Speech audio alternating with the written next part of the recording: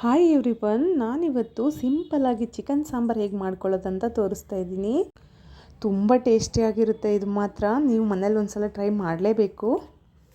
Please ನನ್ನ ಚಾನಲ್ನ subscribe ಮಾಡ್ಕೊಂಡು ನೋಡಿ ಗೈಸ್. ಚಿಕನ್ ಸಾಂಬಾರು ಹೇಗೆ ಮಾಡೋದಂತ ಇವಾಗ ನೋಡೋಣ ಬನ್ನಿ.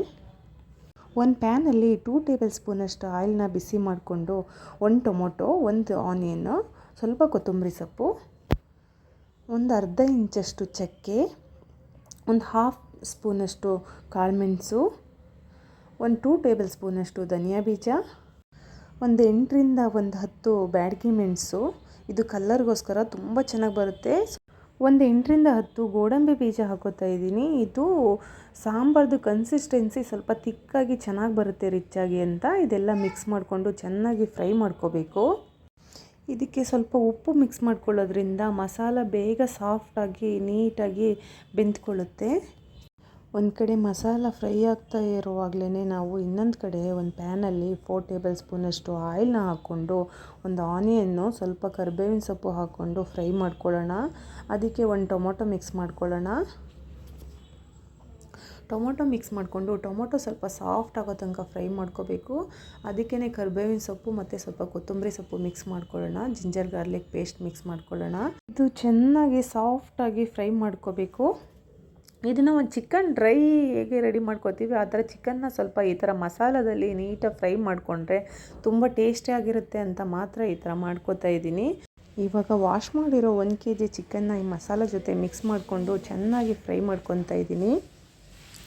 ನೀಟಾಗಿ ಫ್ರೈ ಮಾಡಬೇಕು ಗೈಸ್. ಇದು ಮಸಾಲ ಜೊತೆ ಚೆನ್ನಾಗಿ ಸ್ಪ್ರೆಡ್ ಆಗಬೇಕು. ಈ ಟೈಮಲ್ಲೇ ಇದಕ್ಕೆ 1 ಸ್ಪೂನಷ್ಟು ಉಪ್ಪು, 1/2 ಸ್ಪೂನಷ್ಟು ಅರಿಶಿಣದ ಪುಡಿ, 1/2 ಸ್ಪೂನಷ್ಟು ಗರಂ ಮಸಾಲ ಪುಡಿ ಮಿಕ್ಸ್ ಮಾಡಿಕೊಂಡು ಲಿಡ್ನ ಕ್ಲೋಸ್ ಮಾಡಿಬಿಟ್ಟು ಚಿಕನಲ್ಲಿರೋ ನೀರು ಸ್ವಲ್ಪ ಬಿಟ್ಕೋಬೇಕು. ಅಲ್ಲಿ ತನಕ ನೀಟಾಗಿ ಫ್ರೈ ಮಾಡ್ಕೊಳ್ಳಿ ಅದನ್ನ. ಇವಾಗ ಚಿಕನ್ನು ಸ್ವಲ್ಪ ಫ್ರೈ ಆಗಿರುತ್ತೆ. ಈ ಟೈಮಲ್ಲಿ ಇದಕ್ಕೆ 2 ಗ್ಲಾಸಸ್ ನೀರನ್ನ ಆ್ಯಡ್ ಮಾಡ್ಕೊತಾ ಇದ್ದೀನಿ. ಈ ನೀರು ಆ್ಯಡ್ ಮಾಡ್ಕೊಂಡು ಬೇಯಿಸ್ತಾ ಇರೋ ಕಾರಣ ಏನಂದರೆ ಚಿಕನ್ನು ಈ ನೀರು ಜೊತೆ ಬೆಂದರೆ ಸಾಂಬಾರಿಗೆ ಒಂದು ಒಳ್ಳೆ ಟೇಸ್ಟ್ ಕೊಡುತ್ತೆ ಅಂತ. ಈ ನೀರು ಜೊತೆ ಚಿಕನ್ನು ಚೆನ್ನಾಗಿ ಬೇಯಬೇಕು. ಆ ಟೈಮಲ್ಲಿ ನಾವು ಖಾರ ರುಬ್ಬಕ್ಕೆ ಅಂತ ಮಸಾಲ ರೆಡಿ ಮಾಡಿ ಇಟ್ಕೊಂಡಿದ್ವಲ್ಲ, ಅದಕ್ಕೆ ನಾನು ಒಂದು 1/4 ಸ್ಪೂನಷ್ಟು ರೆಡ್ ಚಿಲ್ಲಿ ಪೌಡ್ರನ್ನ ಮಿಕ್ಸ್ ಮಾಡ್ಕೊತಾ ಇದ್ದೀನಿ. ಇದು ಖಾರಕ್ಕೋಸ್ಕರ. ಮೊದಲು ನಾವು ಕಲ್ಲರ್ಗೋಸ್ಕರ ಬ್ಯಾಡಗಿ ಮೆಣಸು ಹಾಕಿದ್ವಿ. ನಿಮಗೆ ಖಾರ ಬೇಕಂದರೆ ಇದು ಆ್ಯಡ್ ಮಾಡ್ಕೊಳ್ಳಿ. ನಾನಿವಾಗ 1 ಕಪ್ಪಷ್ಟು ತೆಂಗಿನಕಾಯಿ ಕೂಡ ಮಿಕ್ಸ್ ಮಾಡ್ಕೊಂಡಿದ್ದೀನಿ. ಇವಾಗ ಗ್ರೈಂಡ್ ಮಾಡ್ಕೊಂಡು ಬರೋಣ. ಇವಾಗ ನೋಡಿ ಚಿಕನ್ನು ನೀಟಾಗಿ ಬಾಯ್ಲ್ ಆಗಿದೆ. ನೀರಲ್ಲೇ ಚಿಕನ್ ಚೆನ್ನಾಗಿ ಬೆಂದಿದೆ. ಇವಾಗ ಗ್ರೈಂಡ್ ಮಾಡಿ ಇಟ್ಕೊಂಡಿರೋಂಥ ಮಸಾಲಾನ ಚಿಕನ್ ಜೊತೆ ಮಿಕ್ಸ್ ಮಾಡಿಕೊಂಡು ನೀಟಾಗಿ ಕುದಿಸ್ಕೊಳ್ಳಿ. ಇದಕ್ಕೆ ಇವಾಗ ಉಪ್ಪು ಖಾರ ಏನಾದರೂ ಬೇಕಾ ಅಂತ ಟೇಸ್ಟ್ ನೋಡ್ಕೋಬೋದು. ಉಪ್ಪು ಬೇಕಂದರೆ ಉಪ್ಪನ್ನ ಮಿಕ್ಸ್ ಮಾಡ್ಕೊಳ್ಳಿ.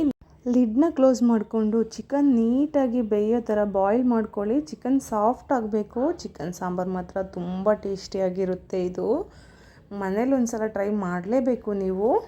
ಕಲ್ಲರ್ ನೋಡಿದ್ರೇ ಅಟ್ರಾಕ್ಟಿವ್ ಆಗಿದೆ ಚಿಕನ್ ಸಾಂಬಾರು. ಬ್ಯಾಡಗಿ ಮೆಣಸು ಯೂಸ್ ಮಾಡೋದ್ರಿಂದ ಈ ಕಲರ್ ಬರುತ್ತೆ. ಚಿಕನ್ ಸಾಂಬಾರು ಮಾತ್ರ ತುಂಬ ಟೇಸ್ಟಿಯಾಗಿ ಬರುತ್ತೆ. ನೀವು ಟ್ರೈ ಮಾಡಿ. ವಿಡಿಯೋ ನೋಡಿದ್ದಕ್ಕೆ ಥ್ಯಾಂಕ್ಸ್ ಎಲ್ರಿಗೂ.